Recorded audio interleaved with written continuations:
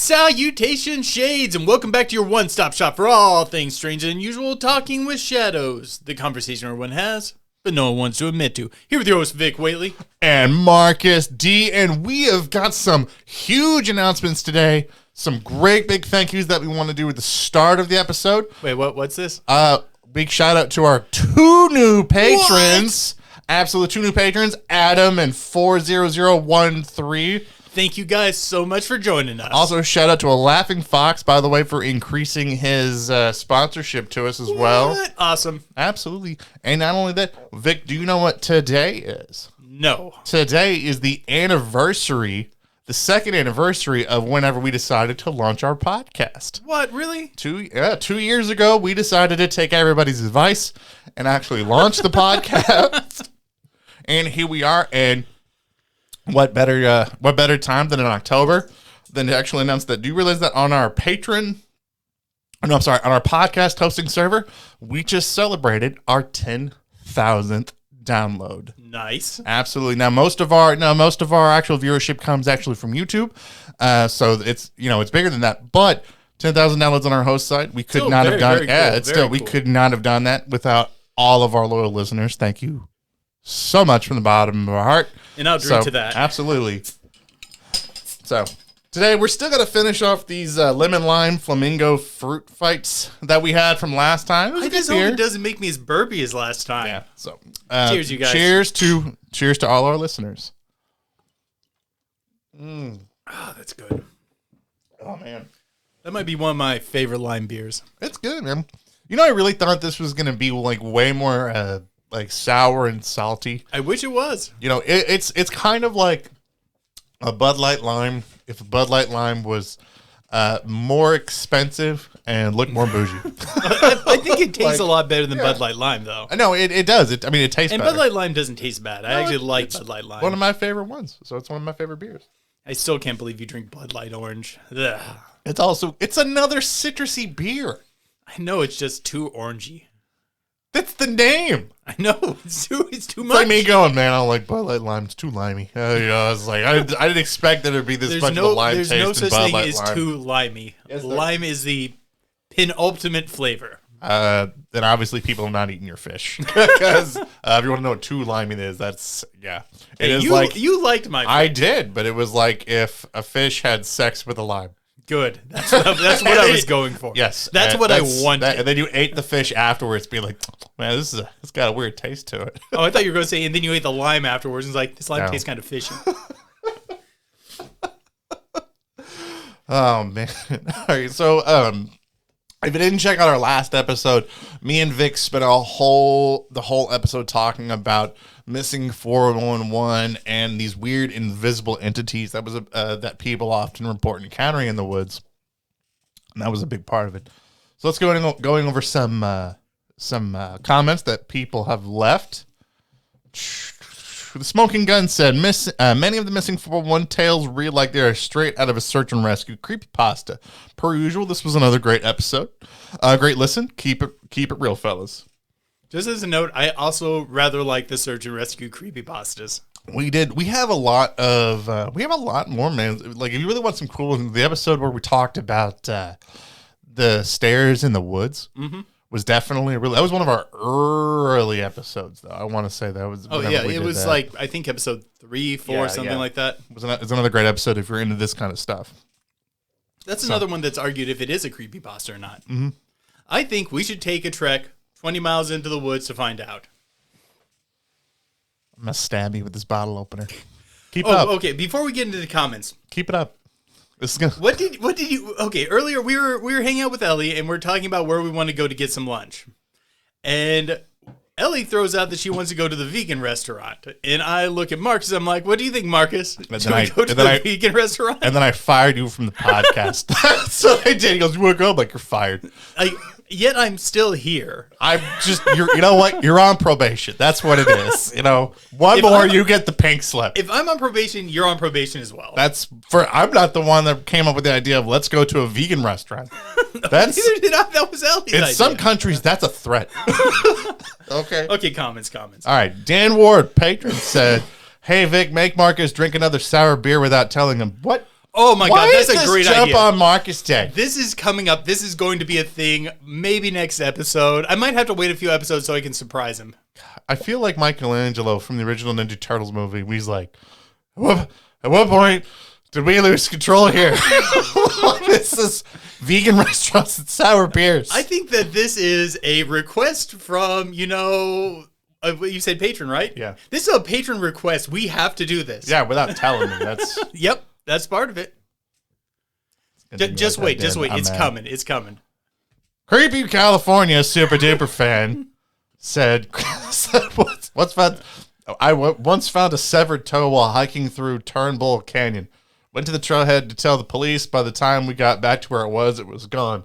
All that was left was a few drops of blood and a large canine footprint.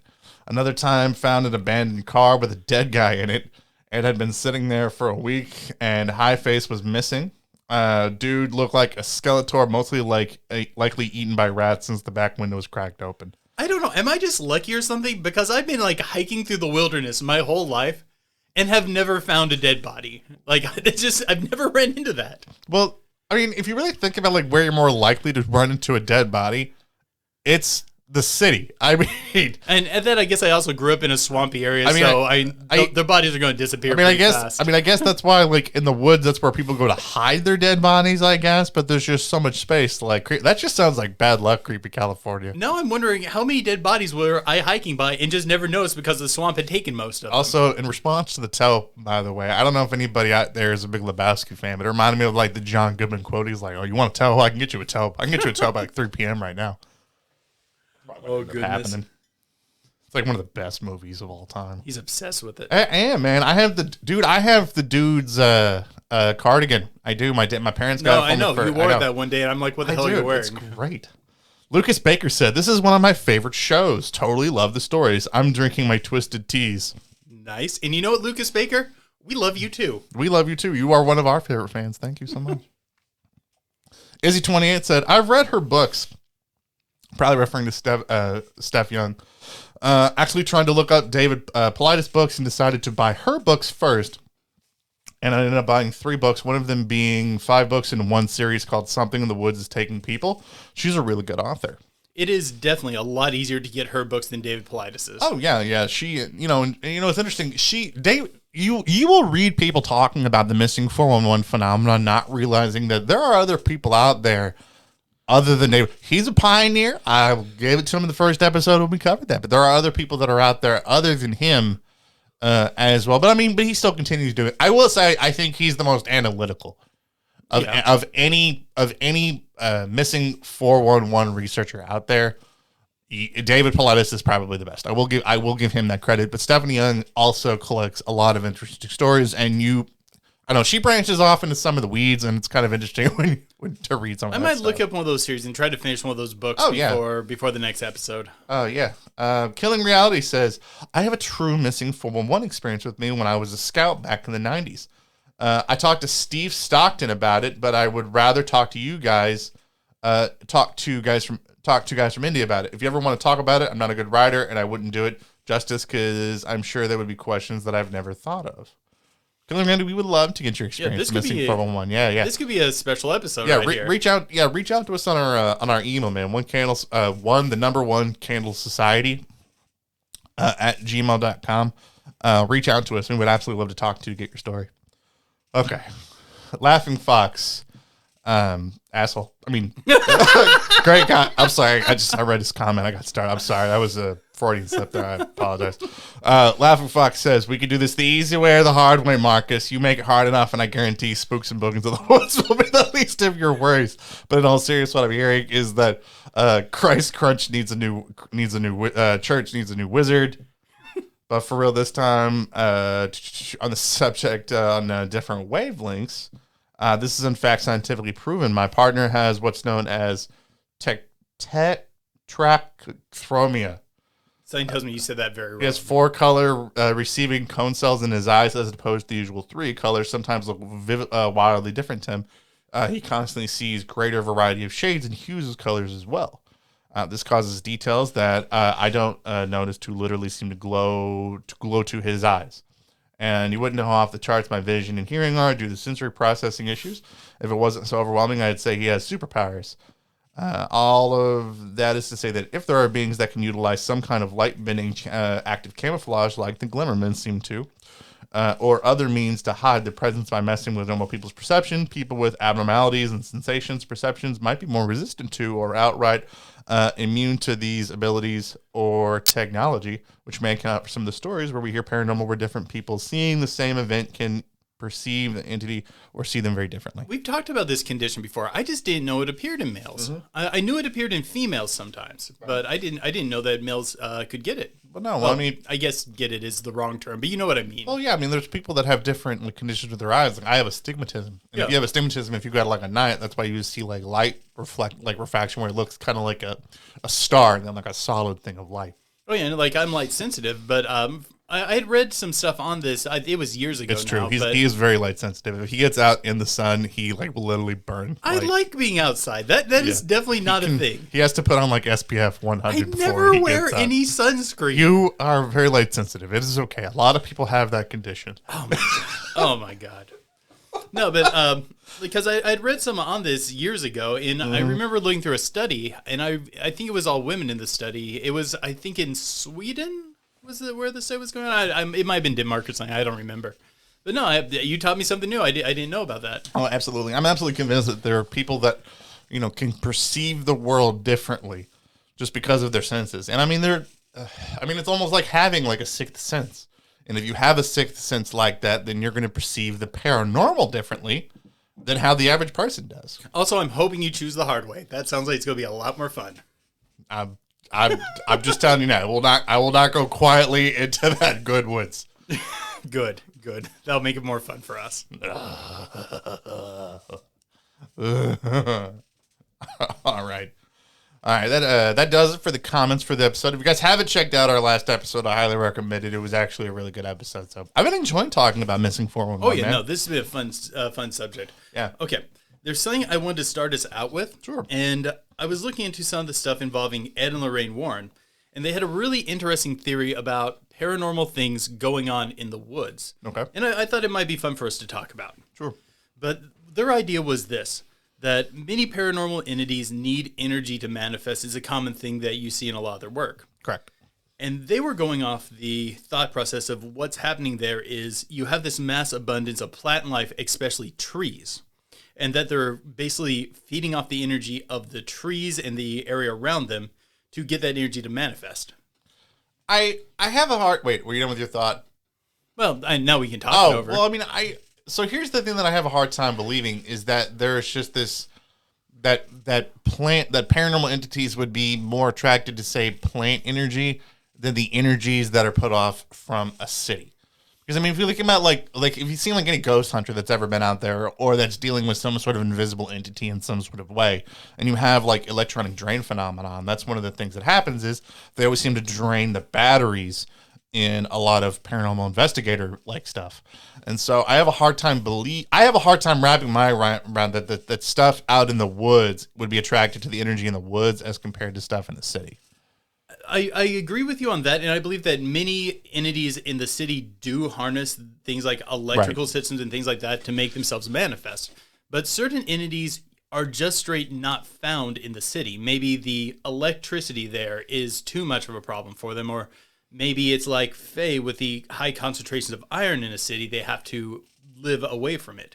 So one possibility is they're using the same form of manifestation where they're harvesting energy, but for some reason they're avoiding those areas. Like another thing might be maybe they can hear a lot of the signals in the city and maybe it's just straight up deafening. I would be way more likely to believe that it's not anything to do with ambient energy specific to the woods, but rather what the woods offer that the city doesn't, which is just the ability to hide.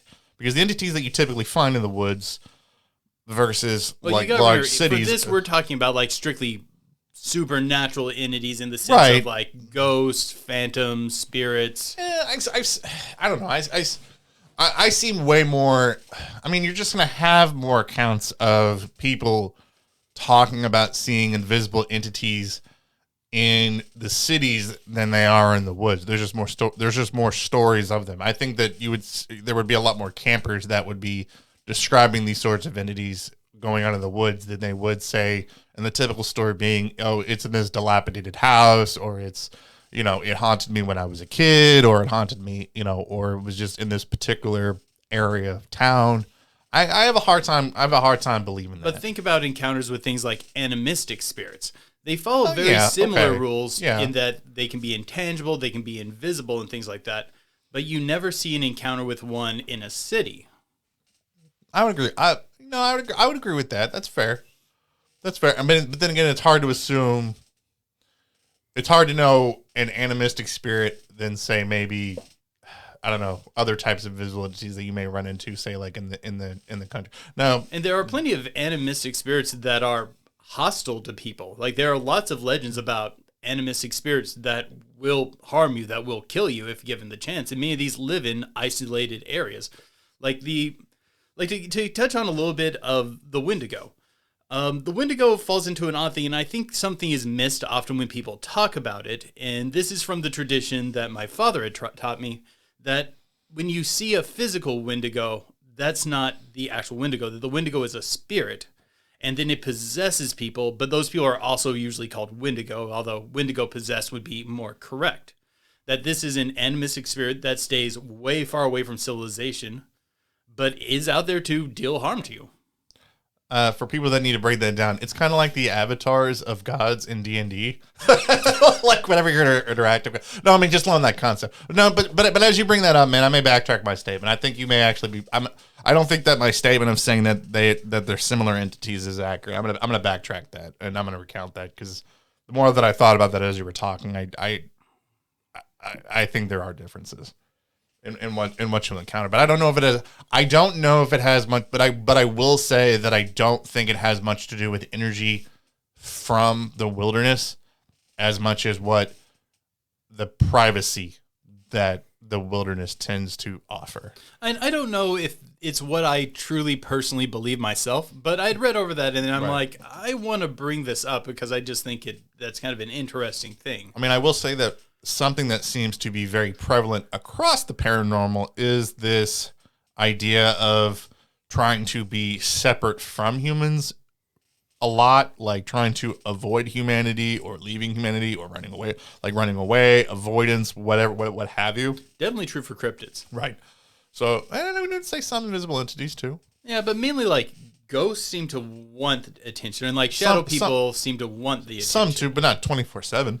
No, because you also see shadow people taking off when they realize they've been sighted, but sometimes they also want to sit there and torment you and make sure that you know they're there for some reason. So, but I really do believe that there is something to that, wanting that privacy, wanting that own space, wanting to have its space separate from humanity, which is, I think, is a probably something that the woods offers that the city does not.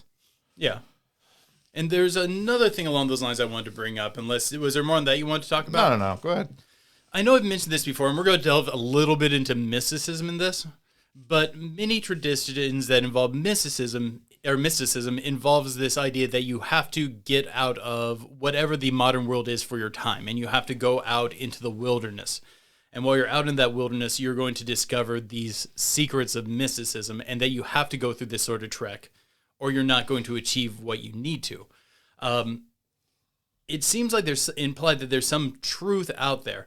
There's also that association that, once again, Ed and Lorraine Warren makes this point. I think Kill makes this point as well, that there seems to be a connection between the paranormal and occultism.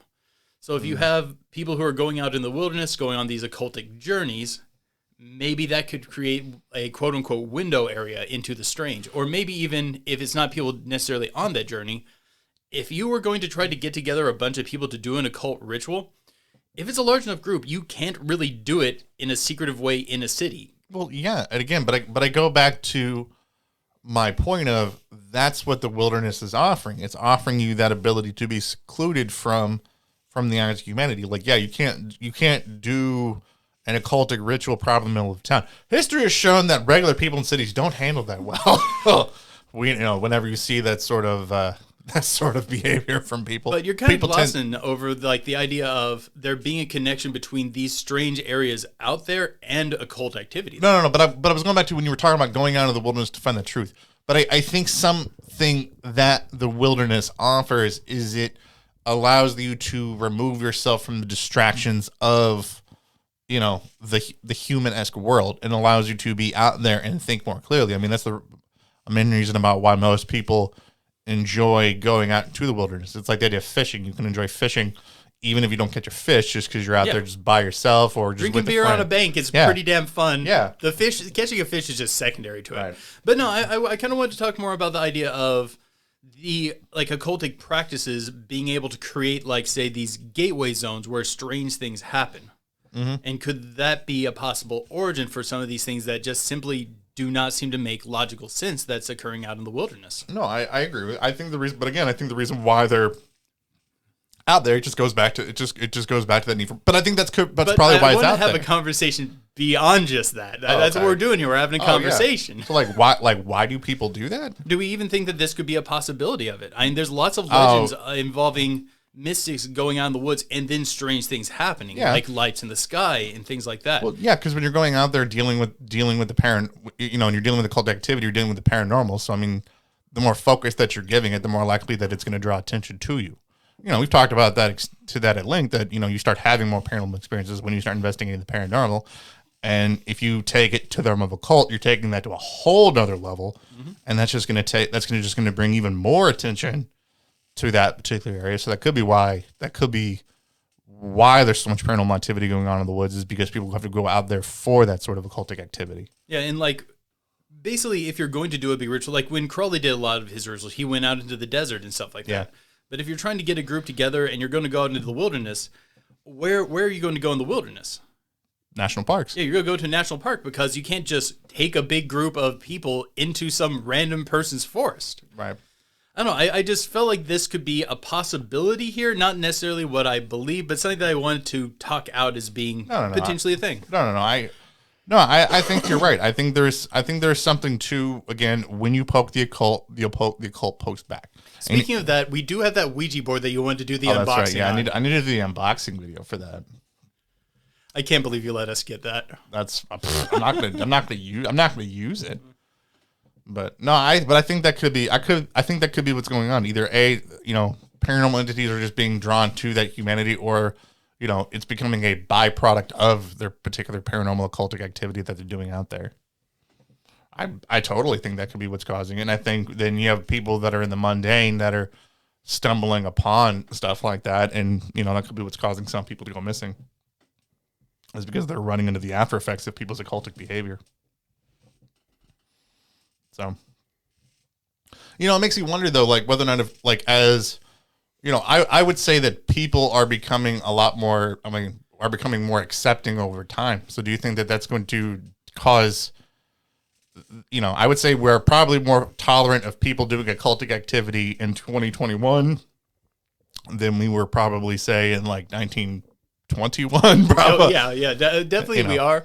I don't know, because I'm kind of torn between, are these people actually doing something magic or accidentally causing a mystical reaction? Basically, by engaging in these occultic activities, are they achieving their goal and accidentally leaving a door open?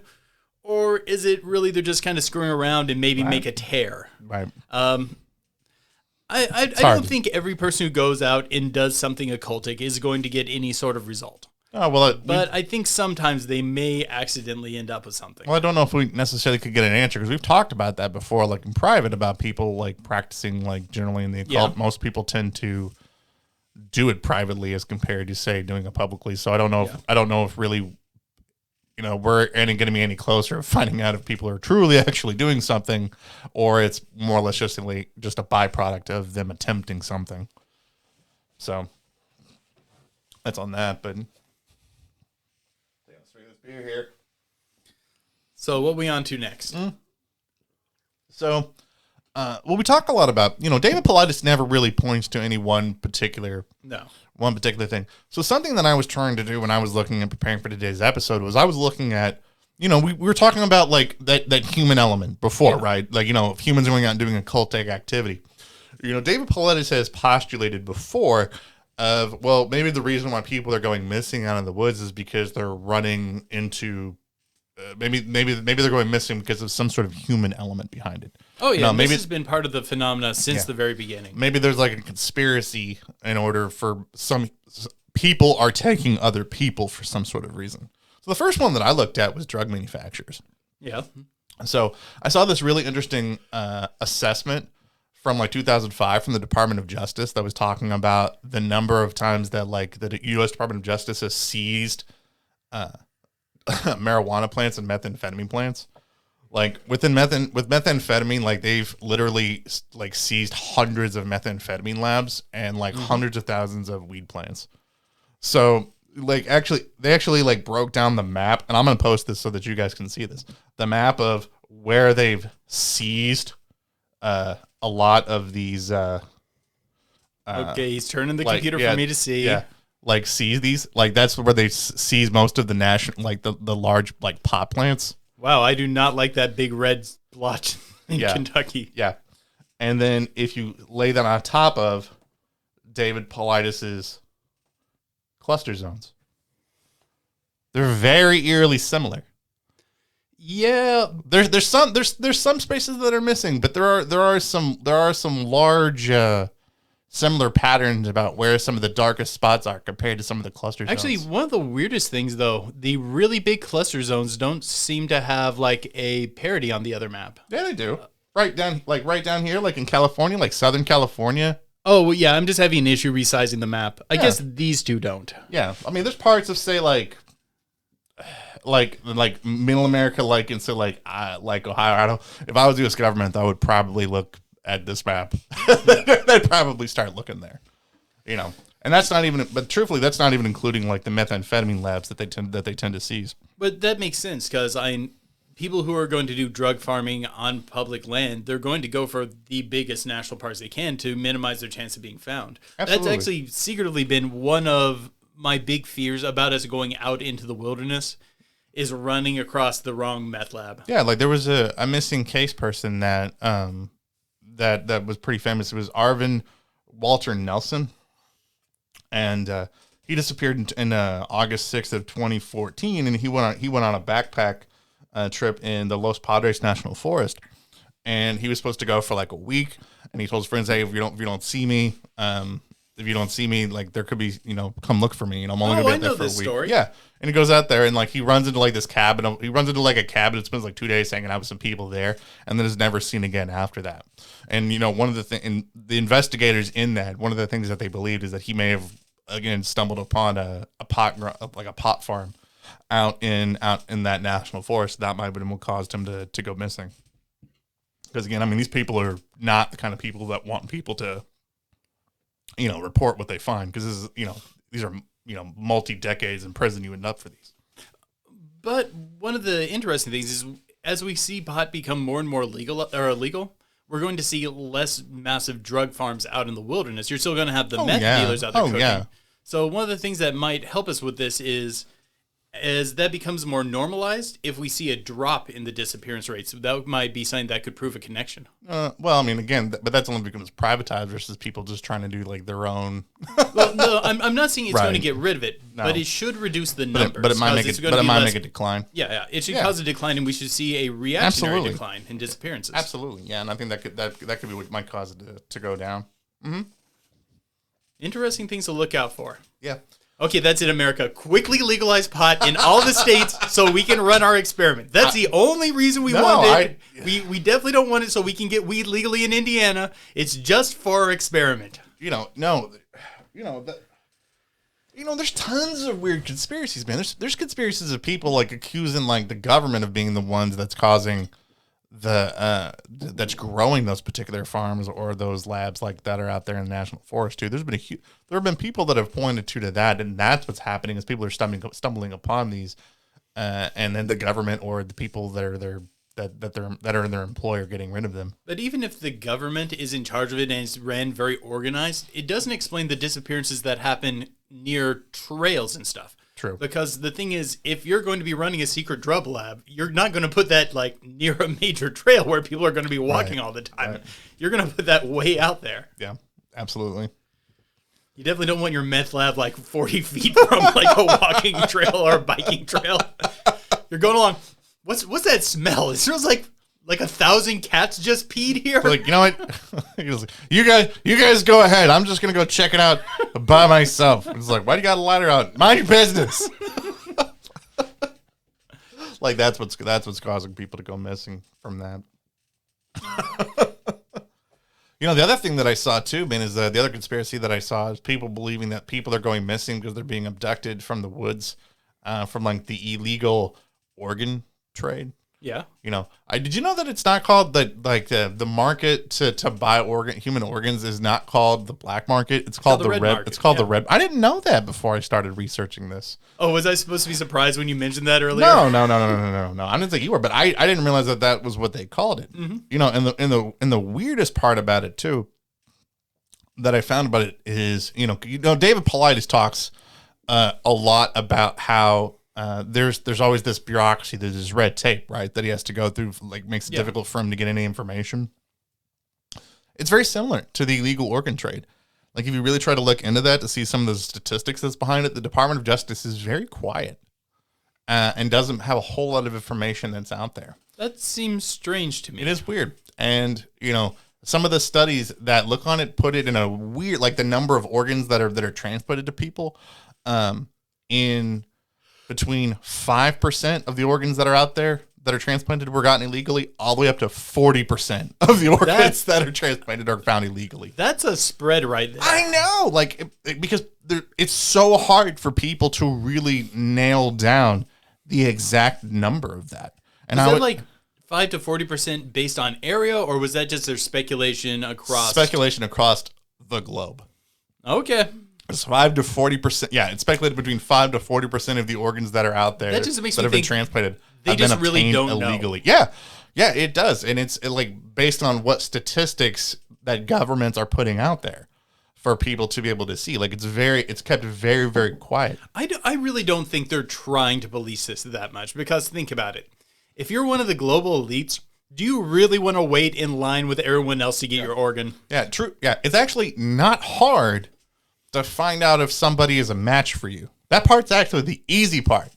The difficult part is the part about, having somebody die in a way that makes their organs harvestable to be able to get it. But, if you throw that little problem out the window, then it makes it a whole lot easier. So question, I'm just trying to get in your head on this theory. Sure.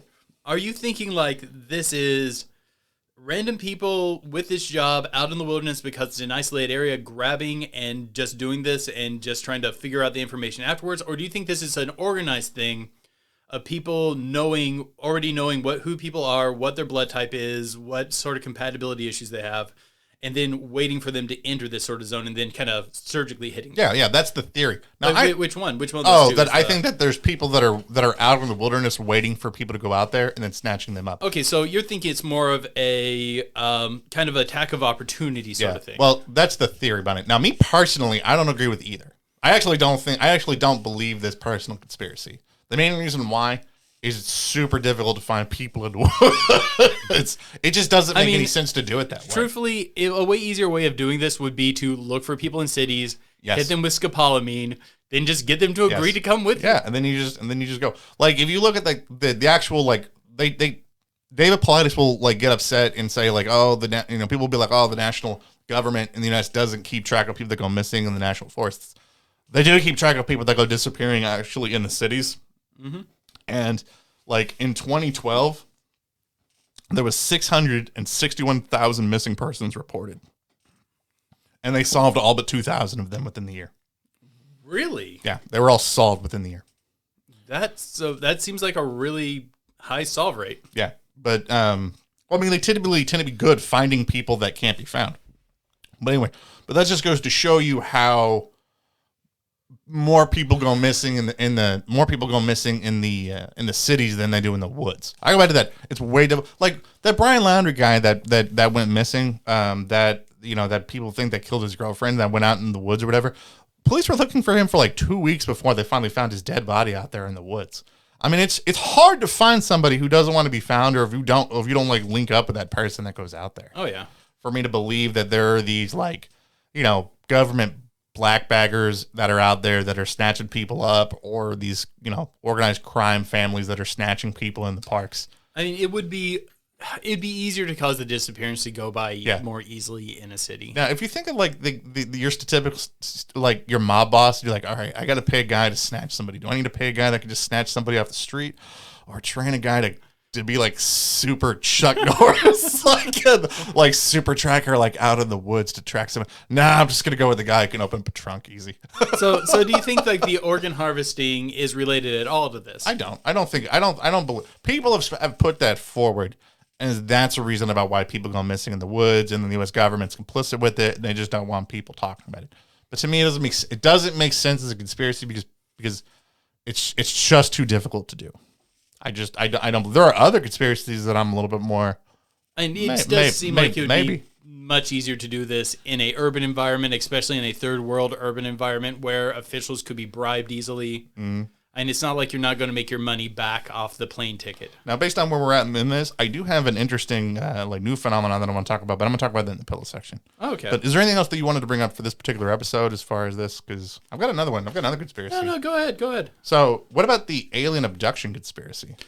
There are a few cases that link up really well with abduction. You start firing and I'll jump in. Yeah, so I mean, there have been people in the UFO community for years that have talked about that the United States government has had secret treaties with aliens or whatnot, and they agree to it. There's a book that came out by Timothy Beckley, Sean Castle, and a guy named Commander X, who's like this apparently like secret government official that was telling them the secrets, that said for years the U.S. government's had treaties with aliens to take so many people, but then over time the aliens just break that treaty and then just take women and then children over time, like in their book. And people think that like they're abducting people out in the woods because, if you think about how many times have Bigfoot sightings been cited with UFO sightings? Oh, many times is a commonality. Yeah. Okay. Do you remember, we had talked about this story on the channel a long time ago, but do you remember the story of the other grandmother?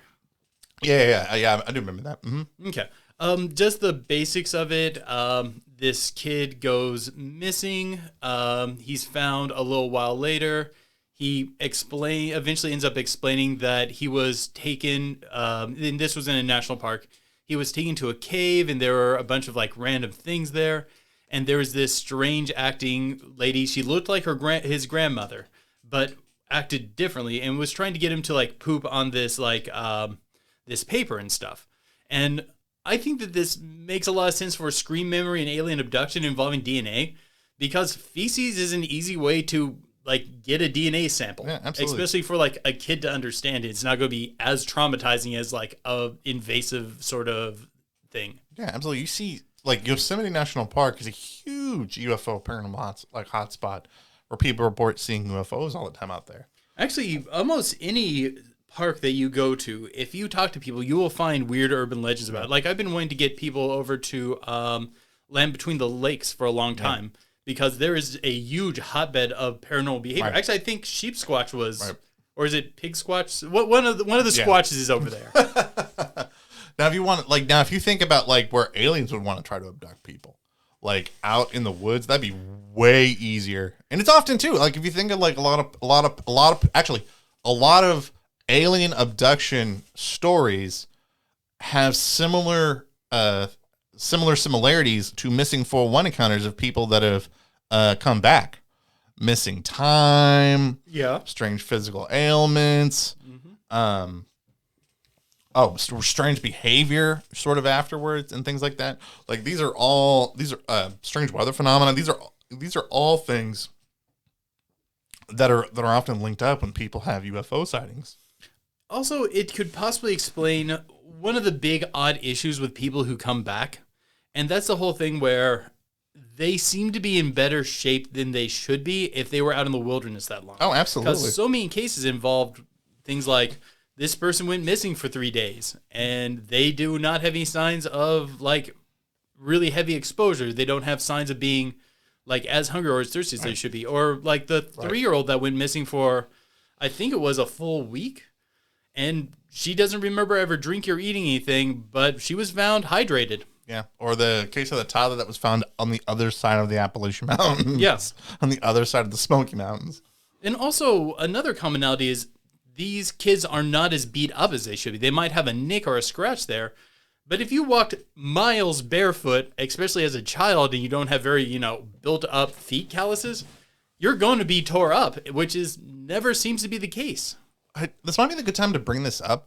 Okay, there's a whole lot of stories about involving kids with missing 411 that go missing out in the national parks, and they should be more heard.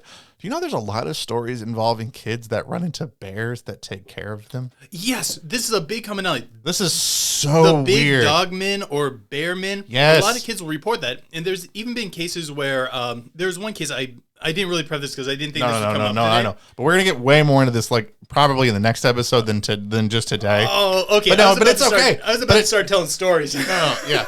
But that's just the thing of, like, there's something possibly keeping kids or people that go missing safe. There's some sort of outside...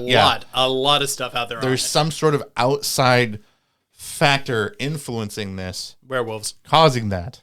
They're real, and they're here for your children. Bears are smarter than maybe bears are smart. Thank you very much. Bears are some very smart animals. I've watched several videos of bears breaking into particular buildings or getting have you found a video of a bear picking up a child and then sprinting on its hind legs with it? No, but there's stories of kids that do that. Of kids that said that the bear picked them up in their mouth and walked away with them. I'm just saying. I'm not trying to make waves. Okay. We'll get into this in the next episode. I'm really looking forward to talking about this. But I want to. But I want to go back to the idea of like alien abductions with the national parks. Like, I want to go back to werewolves. Well, we're gonna get that. Tune in next week. We're gonna have a great guest podcast on that we were just on theirs, so it's gonna be great. But I want to get back to this alien theory because we haven't talked about a whole lot about this. Okay. David Pilatus even has I want to say it was in his Hunter documentary that he did. He had a guy that saw like a strange floating light that was out there. And then, do you think there's something to that? Do you think that aliens would be more likely to abduct people in the cities or out in the national parks? Okay. The first thing on this I want to talk about is this. It seems like they have no issue abducting people from wherever they want to in many cases. But also, on the other hand, there are a lot of cases where they just seem to target people in the wilderness. What was the name? Betty and Barney Hill. Right. Like, they got abducted for the first time way out on a back road. Yeah. Maybe it's one of those things where the first time that you get caught, before they tag you, it needs to be someplace isolated where they can really get in there. And then after that, for some reason, they can get to you more easily. But there are tons of abduction stories that occur within major cities without anyone seeing anything. Well, okay. I've always said that if you're going to talk about the alien phenomenon, you really cannot talk about the alien phenomenon like it's one I don't believe it's one unified force. Fair. If aliens are real, I don't think this is one unified force. I think you're going to have multiple different types of aliens, and at some point, all these aliens are going to have to look at human behavior and sort of like try to figure out the best way to abduct people. And I think it's safe to say that I think that some of them would be smarter to try to snatch people out in the national forest, where it would be much more easier for them to disappear, and where people will stop looking after a while. Like if you compare like how much that the authorities will look for somebody that goes missing in a city as compared to the weeds out in the rural country, they will stop much sooner out in the country than they will out in a city. Yeah, it's because they assume there's not someone caring for them. Right. So they assume that they must have died, they would have stopped. Now, if you want to talk about an alien, like a force out there that might have picked up human behavior, that's probably the best time to do it out there than to say they do it in a city.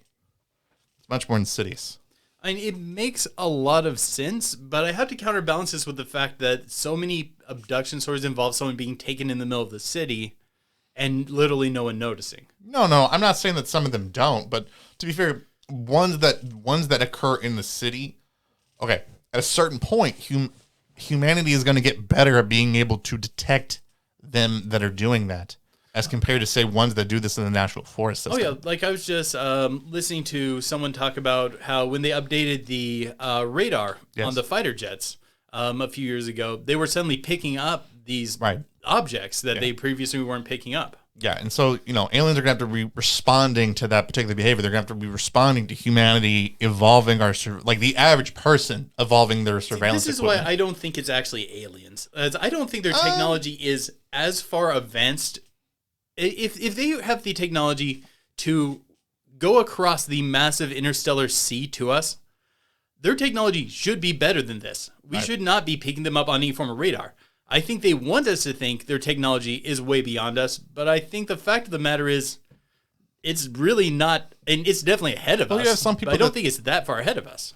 We have some people that think that that's where these treaties come from, is that they think, we can take so many people as a way of just, we're going to sacrifice a couple of humans to save, 8 billion people. There's a weird occulty vibe to you don't think they would make that trade? Oh no, they would. Yeah, absolutely, they would make that trade. And humanity's technology is evolving at an exponential rate to the point where the average person has way better surveillance technology, actually better than, say, even some of the government did back in the 50s, like the average person. So aliens, that if they're going to be abducting people, they're going to have to probably curb their they're going to have to curb their behavior if they're going to be learning too. Yeah. So I think that's why they're going to do it. So, all right. Any of the stuff that we talked about? Any final thoughts? Nope. You don't have any final thoughts? The thing is, this really wasn't a final thoughts sort of episode. We just kind of pitched the ball back and forth on things. Well, which one do you like the best of the ones that we pitched forward so far? Out of the ones we talked about today, I do kind of like this idea of oh goodness, I don't know. They're all good ideas. But the thing is, we don't have a solid smoking gun to point to any singular thing. Do you think there's more of a human element to it than when other people play? But the thing is, I don't believe there's any one answer. I think that this is a lot of different phenomena going on. So, but do you think there's more of a human element? I think some can have a human element. Okay, yeah. Some, if not all. I think there is a far more human. There's more of a human hand in this, I think, than people will admit it to, whether directly or indirectly. There is probably the human hand involved in the missing 411 phenomenon. Because I agree with you. Throughout all of this, there's not going to be a single explanation to explain it all. There's just no way. It's like the Bermuda Triangle. Sorry, but there's definitely some hinky stuff going on. No, absolutely. But I think that there's probably a lot more of a human element to the missing 411 phenomenon than people are going to give this thing credit for. But I want to know what you guys think on the comment below. Did you guys like any of the theories that we've talked about? Is there more of it just that there's specific invisible entities that just live out in the woods? Do you think that it's organized crime people involved in drugs, human trafficking that are picking people up? Is it aliens that are coming down and just abducting people out from while they're wandering through the national forest? Does the government know about it? Do they not know about it? Is it the infamous Ravenmacher? Is it? Put your thoughts on the comments below. If you guys are listening to this, that means that you guys please give us a like or hit that notification bell. If you're on YouTube, make sure you subscribe, hit that notification bell so you guys get notified whenever we put out a new episode. If you can leave us a review somewhere, please leave us a review on iTunes. It's a great way to help out the podcast. We appreciate it so much. Again, we want to give a huge shout out to all of our patrons as well as everybody that's supported us over these 2 years for our podcast. Thank you guys so much. Oh yeah, guys. Thank you. You guys are the best. But stick around if you're a patron for the Pill Talk segment, because I've got something that I think that I'm going to get Vic. That I want to pick Vic's brain about, something new that's risen up in the missing 401 phenomenon. Ooh, yeah, that's exciting. really sparked in 2021. Might not be new, but the conversation has come up a lot. Okay, but you got me interested. Until then, guys, keep believing. Because we'll keep listening. All right, guys, we're going to slide into the Pillow Talk segment of this podcast. If you want the rest of this awesome podcast, all you got to do is go over to our Patreon, sign up. For as little as $1 a month, you get the rest of these awesome podcast episodes as well as bonus episodes that we put up exclusively for our Patreons. And you get access to One Candle TV, like our episode we did of the Crawler, this really thin, emaciated creature that walks around on all fours that stalks people out in the woods. How close are we on the Glimmerman? We're getting closer. I'm almost done. I've got a little bit more of it to edit, so my plan is to hopefully have it up here within the coming weeks. Okay. So maybe days. Just depends on it. But I'm getting closer. So, all right. And if you sign up for $2 more a month, you get access to our poll where you can vote on the theme of our content for the month. And right now, it's looking like in November, we're going to be talking about ghost towns, haunted towns, paranormal towns. Ooh. We might even end up revisiting the concept of shrine towns, which was a very popular concept that people liked. These weird towns that are hiding some sort of dark paranormal secret. Hey, I found some abandoned churches near here if you want to investigate them during that month. I do. That sounds awesome. All right, so for this particular episode, I thought that we would talk about another theory, one that I was not familiar with, that it was connected to missing 411, but within the whole last of 2021, there has been a huge rise of people connecting this conspiracy, this phenomenon, to missing 411, and that is wild feral people. I've heard of this, but I don't remember this being a big part of the conversation. Yeah, Did this pick up? This picked up within this whole last year. A lot of people have been talking about this whole idea that for years, people that live near national parks, especially the Great Smoky Mountains in particular, have been claiming that there are like these bands of wild feral people. Some of them are cannibalistic, that lurk out in the woods, and they're connected to people disappearing out in the woods. If you watch the American Horror Story series of like shorts, one of them was just on that. Yeah. Okay, how feral are we talking before we get any further? So the person's book that I looked at an excerpt, and I listened to an excerpt, and I listened to an interview of him talking, was a guy named Steve Stockton. Killing Reality brought him up. He said he actually talked to him, and this is another author that often writes about missing 411. So, because I wanted to expose you guys to some other authors other than Native Politis that's out there. In his book, National Parks, Mysteries and Disappearances, he talks a lot about wild feral people as a possible explanation for why people go missing.